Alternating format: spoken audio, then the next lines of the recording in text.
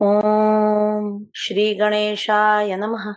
श्री सरस्वत्यै नमः। श्री वेदव्यासाय नमः। नारायणं नमस्कृत्य नरं चैव नरोत्तमं देवीं सरस्वतीं व्यासं ततो जयमुदीरये। ओम श्री परमात्मने नमः। श्री महाभारतम शल्य पर्व प्रथमोध्यायः। संजय के मुख से शल्य और दुर्योधन के वध का वृत्तांत सुनकर राजा धृतराष्ट्र का मूर्छित होना और सचेत होने पर उन्हें विदुर का आश्वासन देना। नारायणं नमस्कृत्य नरं चैव नरोत्तमं देवीं सरस्वतीं व्यासं ततो जयमुदीरयेत्। अंतर्यामी नारायण स्वरूप भगवान श्री कृष्ण, उनके नित्य सखा नर स्वरूप नरश्रेष्ठ अर्जुन, उनकी लीला प्रकट करने वाली भगवती सरस्वती और उन लीलाओं का संकलन करने वाले महर्षि वेद व्यास को नमस्कार करके जय यानी महाभारत का पाठ करना चाहिए। जन्मेजय उवाच। जन्मेजय ने पूछा, ब्राह्मण, जब इस प्रकार समरांगण में सव्यसाची अर्जुन ने कर्ण को मार गिराया, तब थोड़े से बचे हुए कौरव सैनिकों ने क्या किया? पांडवों का बल बढ़ता देखकर कुरुवंशी राजा दुर्योधन ने उनके साथ कौन सा समयोचित बर्ताव करने का निश्चय किया? द्विजश्रेष्ठ, मैं यह सब सुनना चाहता हूँ। मुझे अपने पूर्वजों का महान चरित्र सुनते सुनते तृप्ति नहीं हो रही है, अतः आप इसका वर्णन कीजिए। वैशंपायन उवाच। वैशंपायन जी ने कहा, राजन, कर्ण के मारे जाने पर धृतराष्ट्र पुत्र राजा दुर्योधन शोक के समुद्र में डूब गया और सब ओर से निराश हो गया। हाँ कर्ण, ऐसा कहकर बारंबार शोकग्रस्त हो मरने से बचे हुए नरेशों के साथ वह बड़ी कठिनाई से अपने शिविर में आया। राजाओं ने शास्त्र निश्चित युक्तियों द्वारा उसे बहुत समझाया बुझाया, तो भी सूत पुत्र के वध का स्मरण करके उसे शांति नहीं मिली। उस राजा दुर्योधन ने दैव और भवितव्यता को प्रबल मानकर संग्राम जारी रखने का ही दृढ़ निश्चय करके पुनः युद्ध के लिए प्रस्थान किया। नृपश्रेष्ठ राजा दुर्योधन शल्य को विधि पूर्वक सेनापति बनाकर मरने से बचे हुए राजाओं के साथ युद्ध के लिए निकला। भरत श्रेष्ठ, तदनंतर कौरव पांडव सेनाओं में घोर युद्ध हुआ, जो देवासुर संग्राम के समान भयंकर था। महाराज, तत्पश्चात सेना सहित शल्य युद्ध में बड़ा भारी संहार मचाकर माध्यान्ह काल में धर्मराज युधिष्ठिर के हाथ से मारे गए। तदनंतर राजा दुर्योधन अपने भाइयों के मारे जाने पर समरांगण से दूर जाकर शत्रु के भय से भयंकर तालाब में घुस गए। इसके बाद उसी दिन अपराह्न काल में दुर्योधन पर घेरा डालकर उसे युद्ध के लिए तालाब से बुलाकर भीमसेन ने मार गिराया। राजेंद्र, उस महाधनुर्धर दुर्योधन के मारे जाने पर मरने से बचे हुए 3 रथी कृपाचार्य, कृतवर्मा और अश्वत्थामा ने रात में सोते समय पांचालों और सोमकों को रोष पूर्वक मार डाला। तत्पश्चात पूर्वाह्न काल में दुख और शोक में डूबे हुए संजय ने शिविर से आकर दीन भाव से हस्तिनापुर में प्रवेश किया। पुरी में प्रवेश करके दोनों बाहों ऊपर उठाकर दुख मग्न हो कांपते हुए संजय राजभवन के भीतर गए और रोते हुए दुखी होकर बोले, हा नरव्याघ्र नरेश, हा राजन, बड़े शोक की बात है। महामनस्वी कुरुराज के निधन से हम सर्वथा नष्ट प्राय हो गए। इस जगत में भाग्य ही बलवान है, पुरुषार्थ तो निरर्थक है, क्योंकि आपके सभी पुत्र इंद्र के तुल्य बलवान होने पर भी पांडवों के हाथ से मारे गए। राजन, नृपश्रेष्ठ, हस्तिनापुर के सभी लोग संजय को सर्वथा महान क्लेश से युक्त देखकर अत्यंत उद्विग्न हो, हा राजन, ऐसा कहते हुए फूट फूट कर रोने लगे। नरव्याघ्र वहां चारों ओर बच्चों से लेकर बूढ़ों तक सब लोग राजा को मारा गया सुन आर्तनाद करने लगे। हम लोगों ने देखा कि वे नगर के श्रेष्ठ पुरुष अचेत और उन्मत्त से होकर शोक से अत्यंत पीड़ित हो वहां दौड़ रहे हैं। इस प्रकार व्याकुल हुए संजय ने राजभवन में प्रवेश करके अपने स्वामी प्रज्ञाचक्षु नृपश्रेष्ठ धृतराष्ट्र का दर्शन किया।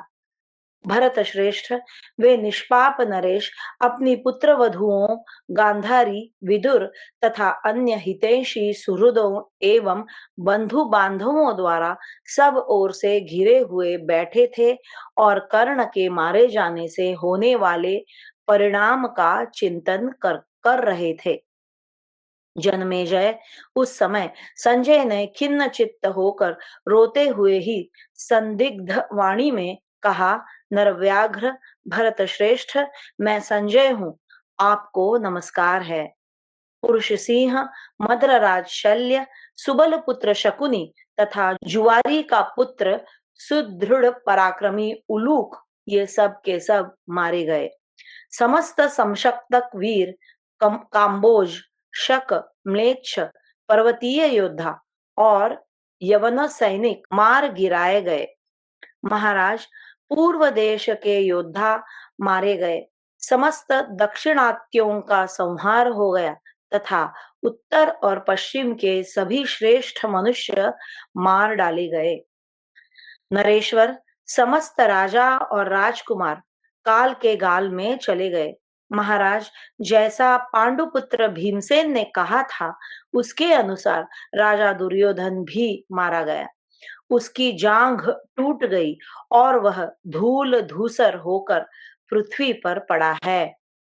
महाराज, नरव्याघ्र नरेश, धृष्टद्युम्न, अपराजित वीर शिखंडी, उत्तमौजा, युधामन्यु, प्रभद्रक गण, पांचाल और चेदी देशीय योद्धाओं का भी संहार हो गया।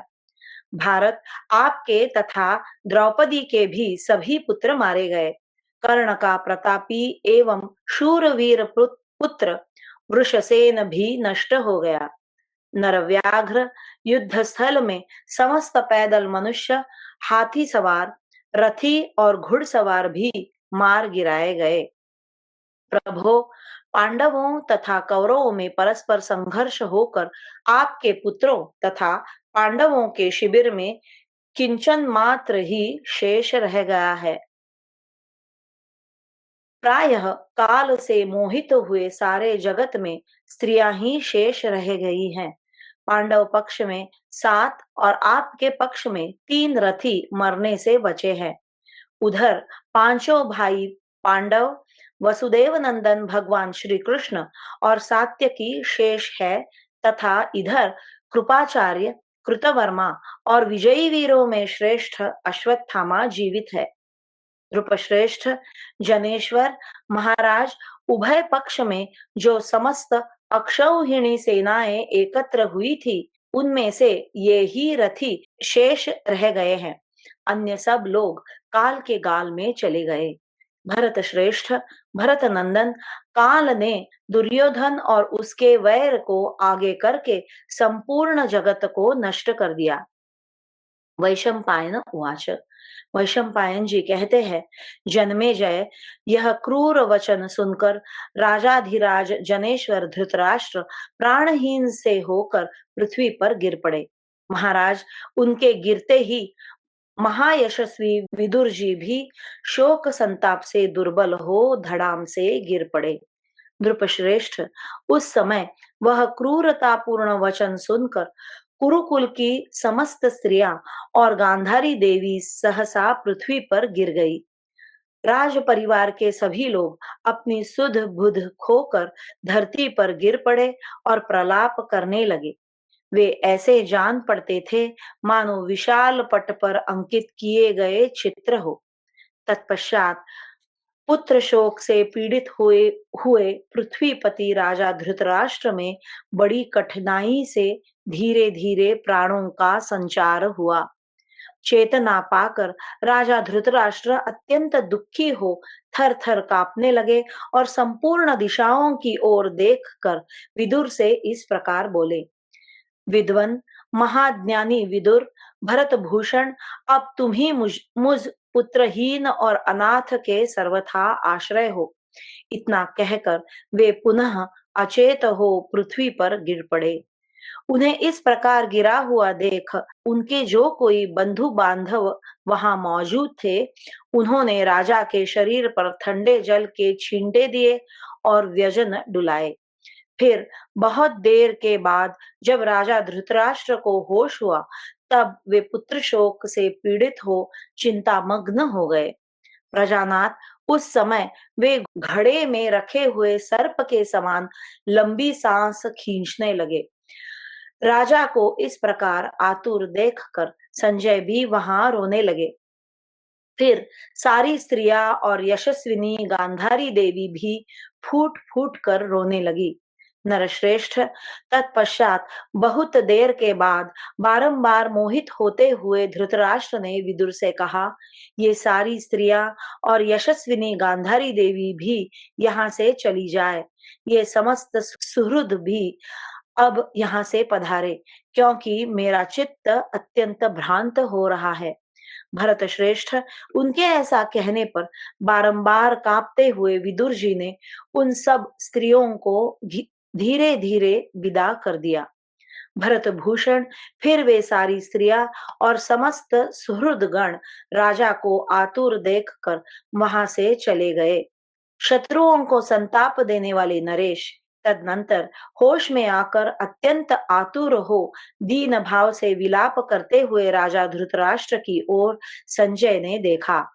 उस समय बारंबार लंबी सांस खींचते हुए राजा धृतराष्ट्र को विदुर जी ने हाथ जोड़कर अपनी मधुर वाणी द्वारा आश्वासन दिया। इस प्रकार श्री महाभारत शल्य पर्व में धृतराष्ट्र का मोह विषयक पहला अध्याय पूरा हुआ। द्वितीयोध्याय, राजा धृतराष्ट्र का विलाप करना और संजय से युद्ध का वृत्तांत पूछना। वैशंपायन उवाच। वैशंपायन जी कहते हैं, महाराज, स्त्रियों के विदा हो जाने पर अंबिकानंदन राजा धृतराष्ट्र एक दुख से दूसरे दुख में पड़कर गरम गरम उच्छ्वास लेते और बारंबार दोनों हाथ हिलाते हुए विलाप करने लगे और बड़े देर तक चिंतामग्न रहकर इस प्रकार बोले। धृतराष्ट्र उवाच। धृतराष्ट्र ने कहा, सूत, मेरे लिए महान दुख की बात है कि मैं तुम्हारे मुख से रणभूमि में पांडवों को सकुशल और विनाश रहित सुन रहा हूँ। निश्चय ही मेरा यह सुदृढ़ हृदय वज्र के सार तत्व का बना हुआ है, क्योंकि अपने पुत्रों को मारा गया सुनकर भी इसके सहस्रों टुकड़े नहीं हो जाते हैं। संजय, मैं उनकी अवस्था और बाल क्रीड़ा का चिंतन करके जब उन सब के मारे जाने की बात सोचता हूँ, तब मेरा हृदय अत्यंत विदीर्ण होने लगता है। यद्यपि नेत्रहीन होने के कारण मैंने उनका रूप कभी नहीं देखा था, तथापि इन सब के प्रति पुत्र स्नेह जनित प्रेम का भाव सदा ही रखा है। निष्पाप संजय, जब मैं यह सुनता था कि मेरे बच्चे बाल्यावस्था को लांघ कर युवावस्था में प्रविष्ट हो गए हैं और धीरे धीरे मध्य अवस्था तक पहुंच गए हैं, तब हर्ष से फूल उठता था। आज उन्हीं पुत्रों को ऐश्वर्य और बल से हीन एवं मारा गया सुनकर उनकी चिंता से व्यथित हो कहीं भी शांति नहीं पा रहा हूँ। इतना कहकर राजा धृतराष्ट्र इस प्रकार विलाप करने लगे। बेटा राजाधिराज, इस समय मुझ अनाथ के पास आओ। आओ महाबाहो, तुम्हारे बिना न जाने मैं किस दशा को पहुंच जाऊंगा। तात, तुम यहाँ पधारे हुए समस्त भूमिपालों को छोड़कर किसी नीच और दुष्ट राजा के समान मारे जाकर पृथ्वी पर कैसे सो रहे हो? वीर महाराज, तुम भाई बंधुओं और सुहृदों के आश्रय होकर भी मुझ अंधे और बूढ़े को छोड़कर कहाँ चले जा रहे हो? राजन, तुम्हारी वह कृपा, वह प्रीति और दूसरों को सम्मान देने की वह वृत्ति कहाँ चली गई? तुम तो किसी से परास्त होने वाले नहीं थे। फिर कुंती के पुत्रों के द्वारा युद्ध में कैसे मारे गए? वीर, अब मेरे उठने पर मुझे सदा तात, महाराज और लोकनाथ आदि बारंबार कहकर कौन पुकारेगा? कुरुनंदन, तुम पहले स्नेह से नेत्रों में आंसू भरकर मेरे गले से लग जाते और कहते, पिताजी, मुझे कर्तव्य का उपदेश दीजिए। वही सुंदर बात फिर मुझसे कहो। बेटा, मैंने तुम्हारे मुंह से यह बात सुनी थी कि मेरे अधिकार में बहुत बड़ी पृथ्वी है। इतना विशाल भूभाग कुंती पुत्र युधिष्ठिर के अधिकार में कभी नहीं रहा। द्रुपश्रेष्ठ, भगदत्त, कृपाचार्य, शल्य, अवंती के राजकुमार, जयद्रथ, भूरिश्रवा, सोमदत्त, महाराज बहालीक, अश्वत्थामा, कृतवर्मा, महाबली, मगध नरेश, बृहदबल, क्राथ, सुबल पुत्र शकुनि, लाखों म्लेच्छ, यवन एवं शक, काम्बोजराज सुदक्षिण, त्रिगर्तराज सुशर्मा, पितामह भीष्म, भरद्वाज नंदन द्रोणाचार्य, गौतम गौत्रीय कृपाचार्य, श्रुतायु, आयुतायु, पराक्रमी शतायु, जलसंध, ऋष्यशृंग पुत्र राक्षस अलायुध, महाबाहु अलम्बुश और महारथी सुबाहु, ये तथा और भी बहुत से नरेश मेरे लिए प्राणों और धन का मोह छोड़कर सब के सब युद्ध के लिए उद्यत है।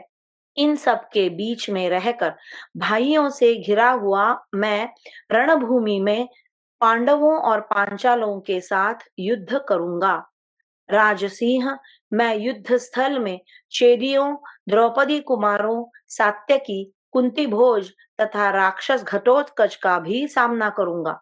महाराज, मेरे इन सहयोगियों में से एक एक वीर भी समरांगण में कुपित होकर मुझ पर आक्रमण करने वाले समस्त पांडवों को रोकने में समर्थ है। फिर यदि पांडवों के साथ वैर रखने वाले ये सारे वीर एक साथ होकर युद्ध करे, तब क्या नहीं कर सकते? राजेंद्र, अथवा ये सभी योद्धा पांडुपुत्र युधिष्ठिर के अनुयायियों के साथ युद्ध करेंगे और उन सबको रणभूमि में मार गिराएंगे। अकेला कर्ण ही मेरे साथ रहकर समस्त पांडवों को मार डालेगा। फिर सारे वीर नरेश मेरी आज्ञा के अधीन हो जाएंगे। राजन, पांडवों के जो नेता है वे महाबली वसुदेव नंदन श्री कृष्ण युद्ध के लिए कवच नहीं धारण करेंगे, ऐसी बात दुर्योधन मुझसे कहता था। सूत, मेरे निकट दुर्योधन जब इस तरह की बहुत सी बातें कहने लगा तो मैं यह समझ बैठा कि हमारी शक्ति से समस्त पांडव रणभूमि में मारे जाएंगे। जब ऐसे वीरों के बीच में रहकर भी प्रयत्न पूर्वक लड़ने वाले मेरे पुत्र समरांगण में मार डाले गए, तब इसे भाग्य के सिवा और क्या कहा जा सकता है? जैसे सिंह सियार से लड़कर मारा जाए, उसी प्रकार जहां लोक रक्षक प्रतापी वीर भीष्म शिखंडी से भिड़कर वध को प्राप्त हुए, जहां संपूर्ण शस्त्रास्त्रों की विद्या के पारंगत विद्वान ब्राह्मण द्रोणाचार्य पांडवों द्वारा युद्ध स्थल में मार डाले गए, वहां भाग्य के सिवा दूसरा क्या कारण हो सकता है? जहां दिव्यास्त्रों का ज्ञान रखने वाला महाबली कर्ण युद्ध में मारा गया, जहां समरांगण में भूरिश्रवा सोमदत्त तथा महाराज बहालीक का संहार हो गया, वहां भाग्य के सिवा दूसरा क्या कारण बताया जा सकता है? जहां गज युद्ध विशारद राजा भगदत्त मारे गए और सिंधुराज जयद्रथ का वध हो गया, वहां भाग्य के सिवा दूसरा क्या कारण हो सकता है? जहां काम्बोज राज सुदक्षिण, पौरव, जलसंध, श्रुतायु और अयुतायु मार डाले गए, वहां भाग्य के सिवा और क्या कारण हो सकता है। जहां संपूर्ण शस्त्रधारियों में श्रेष्ठ महाबली पांडव नरेश युद्ध में पांडवों के हाथ से मारे गए, वहां भाग्य के सिवा और क्या कारण है। जहां बृहद बल महाबली मगध नरेश धनुर्धरों के आदर्श एवं पराक्रमी उग्रायुध अवंती के राजकुमार त्रिगर्त नरेश सुशर्मा तथा संपूर्ण समशक्तक योद्धा मार डाले गए, वहां भाग्य के सिवा दूसरा क्या कारण हो सकता है। जहां शूरवीर अलम्बुश और ऋष्यशृंग पुत्र राक्षस अलायुध मारे गए, वहां भाग्य के सिवा और क्या कारण बताया जा सकता है। जहां नारायण नाम वाले रणदुर्मद ग्वाले और कई हजार म्लेच्छ योद्धा मौत के घाट उतार दिए गए, वहां भाग्य के सिवा और क्या कहा जा सकता है। जहां सुबल पुत्र महाबली शकुनी और उस जुआरी का पुत्र वीर उलूक दोनों ही सेना सहित मार डाले गए, वहां भाग्य के सिवा दूसरा क्या कारण हो सकता है। ये तथा और भी बहुत से अस्त्रवेत्ता रणदुर्मद शूरवीर और परिघ जैसी भुजाओं वाले राजा एवं राजकुमार अधिक संख्या में मार डाले गए, वहां भाग्य के सिवा और क्या कारण बताया जाए। सूत संजय, जहां समर भूमि में नाना देशों से आए हुए देवराज इंद्र के समान पराक्रमी बहुत से शूरवीर महाधनुर्धर अस्त्रवेत्ता एवं युद्ध दुर्मत क्षत्रिय सारे के सारे मार डाले गए, वहां भाग्य के अतिरिक्त दूसरा क्या कारण हो सकता है। हाय, मेरे महाबली पुत्र पौत्र मित्र और भाई बंधु सभी मार डाले गए, इसे दुर्भाग्य के सिवा और क्या कहूं। निश्चय ही मनुष्य अपना अपना भाग्य लेकर उत्पन्न होता है। जो सौभाग्य से संपन्न होता है, उसे ही शुभ फल की प्राप्ति होती है। संजय, मैं उन शुभ कारक भाग्यों से वंचित हूँ और पुत्रों से भी हीन हूँ। आज इस वृद्धावस्था में शत्रु के वश में पड़कर न जाने मेरी कैसी दशा होगी। सामर्थ्यशाली संजय, मेरे लिए वनवास के सिवा और कोई कार्य श्रेष्ठ नहीं जान पड़ता। अब कुटुंबी जनों का विनाश हो जाने पर बंधु बांधवों से रहित हो मैं वन में ही चला जाऊंगा। संजय, पंख कटे हुए पक्षी की भांति इस अवस्था को पहुंचे हुए मेरे लिए वनवास स्वीकार करने के सिवा दूसरा कोई श्रेयस्कर कार्य नहीं है। जब दुर्योधन मारा गया, शल्य का युद्ध में संहार हो गया तथा दुशासन विविंशति और महाबली विकर्ण भी मार डाले गए, तब मैं उस भीमसेन का उच्च स्वर से कहा गया वचन कैसे सुनूंगा, जिसने अकेले ही समरांगण में मेरे 100 पुत्रों का वध कर डाला है। दुर्योधन के वध से दुख और शोक से संतप्त हुआ मैं बारंबार बोलने वाले भीमसेन की कठोर बातें नहीं सुन सकूंगा। वैशंपायन उवाच। वैशंपायन जी कहते हैं, राजन, इस प्रकार पुत्रों की चिंता में डूबकर बारंबार मूर्छित होने वाले संतप्त एवं बूढ़े भरत श्रेष्ठ राजा अंबिकानंदन धृतराष्ट्र, जिनके बंधु बांधव मार डाले गए थे, दीर्घ काल तक विलाप करके गरम सांस खींचते और अपने पराभव की बात सोचते हुए महान दुख से संतप्त हो उठे तथा गवल गणपुत्र संजय से पुनः युद्ध का यथावत समाचार पूछने लगे। धृतराष्ट्र उवाच। धृतराष्ट्र ने कहा, संजय, भीष्म और द्रोणाचार्य के वध का तथा युद्ध संचालक सेनापति सूतपुत्र कर्ण के विनाश का समाचार सुनकर मेरे पुत्रों ने क्या किया। मेरे पुत्र युद्ध स्थल में जिस जिस वीर को अपना सेनापति बनाते थे, पांडव उसको थोड़े ही समय में मार गिराते थे। युद्ध के मुहाने पर तुम लोगों के देखते देखते भीष्म जी किरीटधारी अर्जुन के हाथ से मारे गए। इसी प्रकार द्रोणाचार्य का भी तुम सब लोगों के सामने ही संहार हो गया। इसी तरह प्रतापी सूत पुत्र कर्ण भी राजाओं सहित तुम सब लोगों के देखते देखते किरीटधारी अर्जुन के हाथ से मारा गया। महात्मा विदुर ने मुझसे पहले ही कहा था कि दुर्योधन के अपराध से इस प्रजा का विनाश हो जाएगा। संसार में कुछ मूढ़ मनुष्य ऐसे होते हैं जो अच्छी तरह देख कर भी नहीं देख पाते। मैं भी वैसा ही मूढ़ हूँ। मेरे लिए वह वचन वैसा ही हुआ। मैं उसे सुनकर भी न सुन सका। दूरदर्शी धर्मात्मा विदुर ने पहले जो कुछ कहा था वह सब उसी रूप में सामने आया है। सत्यवादी महात्मा का वचन सत्य होकर ही रहा। संजय, पहले दैव से मेरी बुद्धि मारी गई थी, इसलिए मैंने जो विदुर जी की बात नहीं मानी। मेरे उस अन्याय का फल जैसे जैसे प्रकट हुआ है उसका वर्णन करो। कर्ण के मारे जाने पर सेना के मुख स्थान पर खड़ा होने वाला कौन था? कौन रथी अर्जुन और श्री कृष्ण का सामना करने के लिए आगे बढ़ा? युद्ध स्थल में जूझने की इच्छा वाले मद्रराज शल्य के दाहिने या बाएं पहिए की रक्षा किन लोगों ने की? अथवा उस वीर सेनापति के पृष्ठ रक्षक कौन थे? संजय, तुम सब लोगों के एक साथ रहते हुए भी महारथी मद्रराज शल्य अथवा मेरा पुत्र दुर्योधन दोनों ही तुम्हारे सामने पांडवों के हाथ से कैसे मारे गए? तुम भरतवंशियों के इस महान विनाश का सारा वृत्तांत यथार्थ रूप से बताओ। साथ ही यह भी कहो कि युद्ध स्थल में मेरा पुत्र दुर्योधन किस प्रकार मारा गया। समस्त पांचाल सैनिक अपने सेवकों सहित कैसे मारे गए? धृष्टद्युम्न, शिखंडी तथा द्रौपदी के पांचों पुत्रों का वध किस प्रकार हुआ?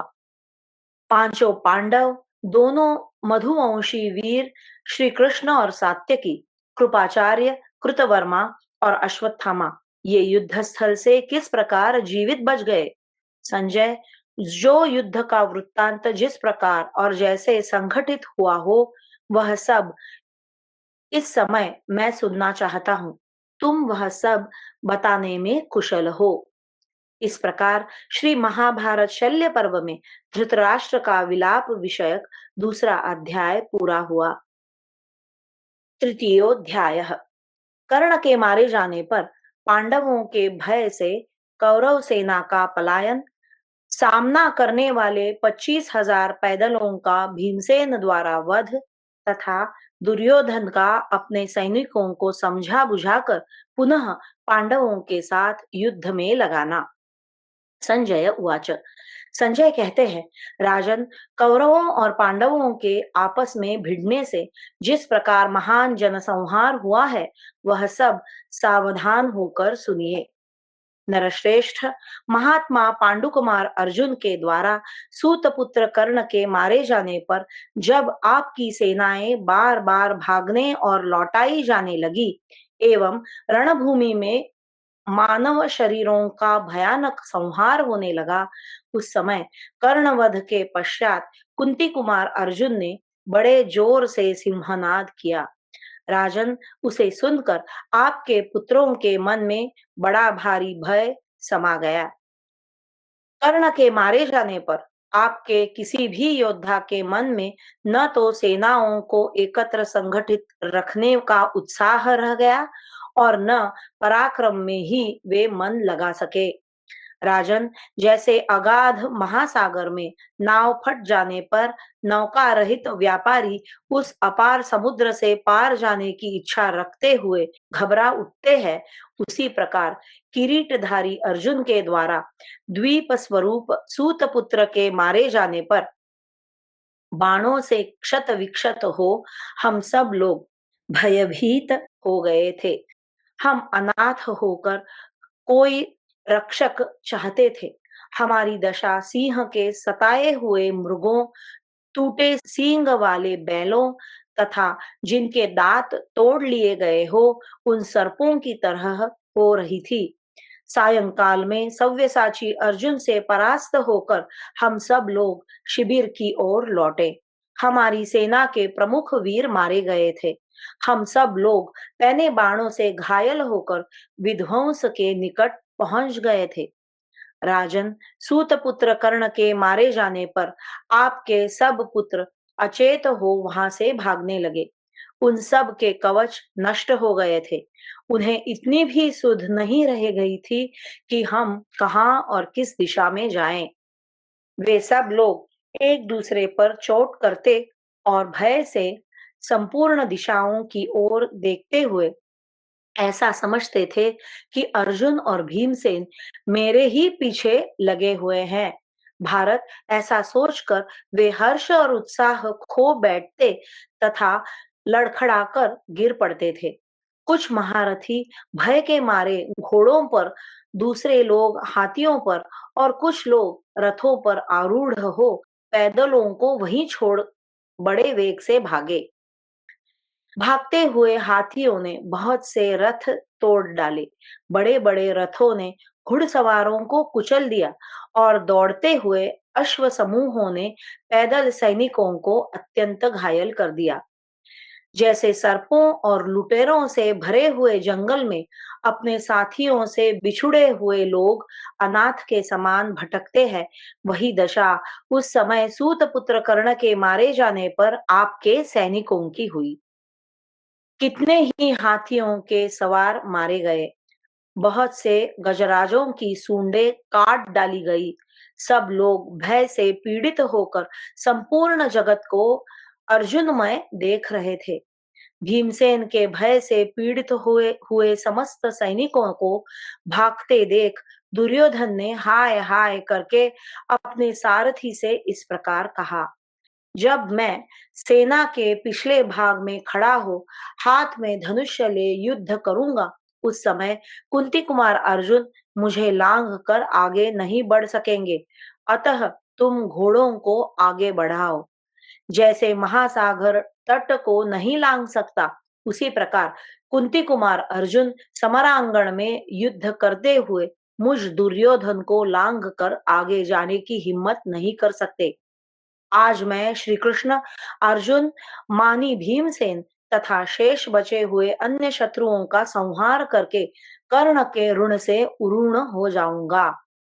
कुरुराज दुर्योधन के इस श्रेष्ठ वीरोचित वचन को सुनकर सारथी ने सोने के साज-बाज से ढके हुए अश्वों को धीरे से आगे बढ़ाया।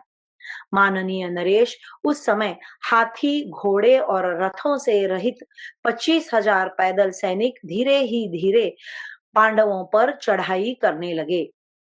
तब क्रोध में भरे हुए भीमसेन और द्रुपद कुमार धृष्टद्युम्न ने अपनी चतुरंगिनी सेना के द्वारा उन्हें तितर-बितर करके बाणों द्वारा अत्यंत घायल कर दिया।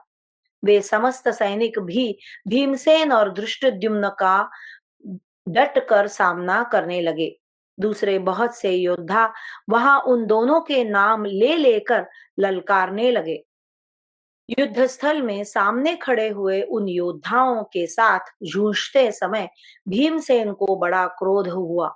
वे तुरंत ही रथ से उतरकर हाथ में गदा ले उन सब के साथ युद्ध करने लगे। युद्ध धर्म के पालन की इच्छा रखने वाले कुंती कुमार भीमसेन ने स्वयं रथ पर बैठकर भूमि पर खड़े हुए पैदल सैनिकों के साथ युद्ध करना उचित नहीं समझा। वे अपने बाहुबल का भरोसा करके उन सब के साथ पैदल ही जूझने लगे। उन्होंने दंडपाणि यमराज के समान सुवर्ण पत्र से जटित विशाल गदा लेकर उसके द्वारा आपके समस्त सैनिकों का संहार आरंभ किया। उस समय अपने प्राणों और बंधु बांधवों का मोह छोड़कर रोष और आवेश में भरे हुए पैदल सैनिक युद्ध स्थल में भीमसेन की ओर उसी प्रकार दौड़े जैसे पतंग जलती हुई आग पर टूट पड़ते हैं।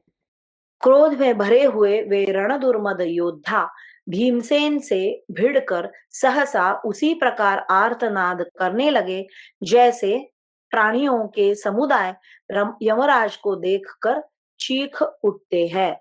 उस समय भीमसेन रणभूमि में बाज की तरह विचर रहे थे। उन्होंने तलवार और गदा के द्वारा आपके उन 25,000 योद्धाओं को मार गिराया।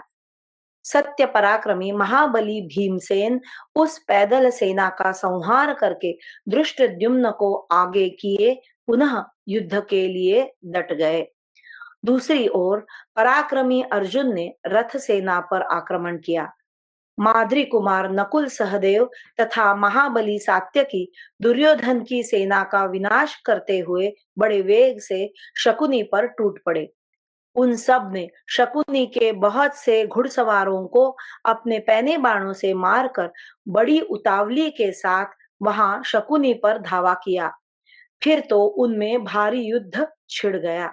राजन, तदनंतर अर्जुन ने अपने त्रिभुवन विख्यात गांडीव धनुष की टंकार करते हुए आपके रथियों की सेना में प्रवेश किया। श्री कृष्ण जिसके सारथी है, उस श्वेत घोड़ों से जुते हुए रथ को और रथी योद्धा अर्जुन को आते देखकर आपके सारे रथी भय से भाग चले। तब रथों और घोड़ों से रहित तथा बाणों से आच्छादित हुए 25,000 पैदल योद्धाओं ने कुंती कुमार अर्जुन पर चढ़ाई की। उस पैदल सेना का वध करके पांचाल महारथी धृष्टद्युम्न भीमसेन को आगे किए शीघ्र ही वहां दृष्टिगोचर हुए। पांचाल राज के पुत्र धृष्टद्युम्न महाधनुर्धर, महायशस्वी, तेजस्वी तथा शत्रु समूह का संहार करने में समर्थ थे। जिनके रथ में कबूतर के समान रंग वाले घोड़े जुते हुए थे तथा रथ की श्रेष्ठ ध्वजा पर कचनार वृक्ष का चिन्ह बना हुआ था, उन धृष्टद्युम्न को रणभूमि में उपस्थित देख आपके सैनिक भय से भाग खड़े हुए। सात्यकी सहित यशस्वी माद्री कुमार नकुल और सहदेव शीघ्रता पूर्वक अस्त्र चलाने वाले गांधार राज शकुनी का तुरंत पीछा करते हुए दिखाई दिए। माननीय नरेश, चेकितान, शिखंडी और द्रौपदी के पांचों पुत्र आपकी विशाल सेना का संहार करके शंख बजाने लगे। जैसे सांड सांडों को परास्त करके उन्हें बहुत दूर तक खदेड़ते रहते हैं, उसी प्रकार उन सब पांडव वीरों ने आपके समस्त सैनिकों को युद्ध से विमुख होकर भागते देख बाणों का प्रहार करते हुए दूर तक उनका पीछा किया। नरेश्वर, पांडुकुमार सव्यसाची अर्जुन आपके पुत्र की सेना के उस एक भाग को अवशिष्ट एवं सामने उपस्थित देख अत्यंत कुपित हो उठे। राजन, तदनंतर उन्होंने सहसा बाणों द्वारा उस सेना को आच्छादित कर दिया। उस समय इतनी धूल ऊपर उठी कि कुछ भी दिखाई नहीं देता था। महाराज, जब जगत में उस धूल से अंधकार छा गया और पृथ्वी पर बाण ही बाण बिछ गए, उस समय आपके सैनिक भय के मारे संपूर्ण दिशाओं में भाग गए। प्रजानाथ, उन सब के भाग जाने पर कुरुराज दुर्योधन ने शत्रु पक्ष की और अपनी दोनों ही सेनाओं पर आक्रमण किया। भरत श्रेष्ठ, जैसे पूर्व काल में राजा बलि ने देवताओं को युद्ध के लिए ललकारा था, उसी प्रकार दुर्योधन ने समस्त पांडवों का आवाहन किया। तब वे पांडव योद्धा अत्यंत कुपित हो गर्जना करने वाले दुर्योधन को बारंबार फटकारते और क्रोध पूर्वक नाना प्रकार के अस्त्र शस्त्रों की वर्षा करते हुए एक साथ ही उस पर टूट पड़े। दुर्योधन भी बिना किसी घबराहट के अपने बाणों द्वारा उन शत्रुओं को छिन्न भिन्न करने लगा। वहां हम लोगों ने आपके पुत्र का अद्भुत पराक्रम देखा कि समस्त पांडव मिलकर भी उसे लांघ कर आगे न बढ़ सके। दुर्योधन ने देखा कि मेरी सेना अत्यंत घायल हो रणभूमि से पलायन करने का विचार रख कर भाग रही है, परंतु अधिक दूर नहीं गई है। राजेंद्र, तब युद्ध का ही दृढ़ निश्चय रखने वाले आपके पुत्र ने उन समस्त सैनिकों को खड़ा करके उनका हर्ष बढ़ाते हुए कहा, वीरों, मैं भूतल पर और पर्वतों में भी कोई ऐसा स्थान नहीं देखता जहां चले जाने पर तुम लोगों को पांडव मार न सके। फिर तुम्हारे भागने से क्या लाभ है? पांडवों के पास थोड़ी सी ही सेना शेष रह गई है और श्री कृष्ण तथा अर्जुन भी बहुत घायल हो चुके हैं। यदि हम सब लोग यहाँ डटे रहें तो निश्चय ही हमारी विजय होगी। यदि तुम लोग पृथक पृथक होकर भागोगे तो पांडव तुम सभी अपराधियों का पीछा करके तुम्हें मार डालेंगे। अतः युद्ध में ही मारा जाना हमारे लिए श्रेयस्कर होगा। क्षत्रिय धर्म के अनुसार युद्ध करने वाले वीरों के लिए संग्राम भूमि में होने वाली मृत्यु ही सुखद है, क्योंकि वहां मरा हुआ मनुष्य मृत्यु के दुख को नहीं जानता और मृत्यु के पश्चात अक्षय सुख का भागी होता है। जितने क्षत्रिय यहाँ आए हैं वे सब सुने। तुम लोग भागने पर अपने शत्रु भीमसेन के अधीन हो जाओगे। इसलिए अपने बाप दादाओं के द्वारा आचरण में लाए हुए धर्म का परित्याग न करे। क्षत्रिय के लिए युद्ध छोड़कर भागने से बढ़कर दूसरा कोई अत्यंत पापपूर्ण कर्म नहीं है। कौरवों, युद्ध धर्म से बढ़कर दूसरा कोई स्वर्ग का श्रेष्ठ मार्ग नहीं है। दीर्घ काल तक पुण्य कर्म करने से प्राप्त होने वाले पुण्य लोकों को वीर क्षत्रिय युद्ध से तत्काल प्राप्त कर लेता है। राजा दुर्योधन की उस बात का आदर करके वे महारथी क्षत्रिय पुनः युद्ध करने के लिए पांडवों के सामने आए। उन्हें पराजय असह्य हो उठी थी, इसलिए उन्होंने पराक्रम करने में ही मन लगाया था। तदनंतर आपके और शत्रु पक्ष के सैनिकों में पुनः देवासुर संग्राम के समान अत्यंत भयंकर युद्ध होने लगा। महाराज, उस समय आपके पुत्र दुर्योधन ने अपनी सारी सेना के साथ युधिष्ठिर आदि सभी पांडवों पर धावा किया था। इस प्रकार श्री महाभारत शल्य पर्व में कौरव सेना का पलायन विषयक तीसरा अध्याय पूरा हुआ। हरि ओम। श्री कृष्णार्पणमस्तु।